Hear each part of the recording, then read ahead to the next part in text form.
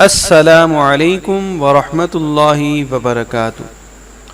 ایک عورت حضرت حسن بصری رحمۃ اللہ علیہ کے پاس آئی اور عرض کیا کہ میری لڑکی کا انتقال ہو گیا، میری یہ تمنا ہے کہ میں اس کو خواب میں دیکھوں۔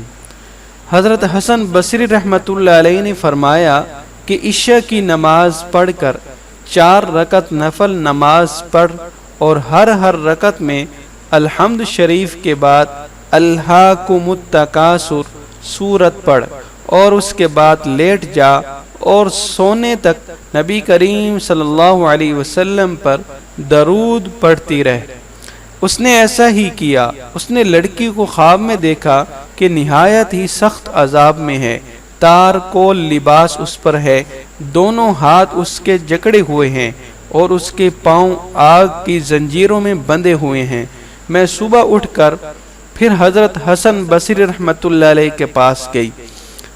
حضرت حسن بصری رحمۃ اللہ علیہ نے فرمایا کہ اس کی طرف سے صدقہ کر، شاید اللہ تعالیٰ اس کی وجہ سے تیری لڑکی کو معاف فرما دے۔ اگلے دن حضرت حسن بصری رحمۃ اللہ علیہ نے خواب میں دیکھا کہ جنت کا ایک باغ ہے اور اس میں ایک بہت اونچا تخت ہے اور اس پر ایک بہت نہایت حسین و جمیل خوبصورت لڑکی بیٹھی ہوئی ہے، اس کے سر پر ایک نور کا تاج ہے۔ وہ کہنے لگی، حسن تم نے مجھے پہچانا؟ میں نے کہا نہیں، میں نے تو نہیں پہچانا۔ کہنے لگی، میں وہی لڑکی ہوں جس کی ماں کو تم نے درود شریف پڑھنے کا حکم دیا تھا، یعنی عشاء کے بعد سونے تک۔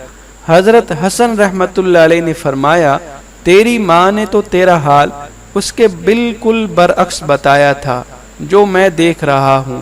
اس نے کہا کہ میری حالت وہی تھی جو ماں نے بیان کی تھی۔ میں نے پوچھا، پھر یہ مرتبہ کیسے حاصل ہو گیا؟ اس نے کہا کہ ہم 70,000 آدمی اسی عذاب میں مبتلا تھے جو میری ماں نے آپ سے بیان کیا۔ صلحاء میں سے ایک بزرگ کا گزر ہمارے قبرستان پر ہوا، انہوں نے ایک دفعہ درود شریف پڑھ کر اس کا ثواب ہم سب کو پہنچا دیا۔ ان کا درود اللہ تعالیٰ کے یہاں ایسا قبول ہوا کہ اس کی برکت سے ہم سب اس عذاب سے آزاد کر دیے گئے اور ان بزرگ کی برکت سے یہ رتبہ نصیب ہوا۔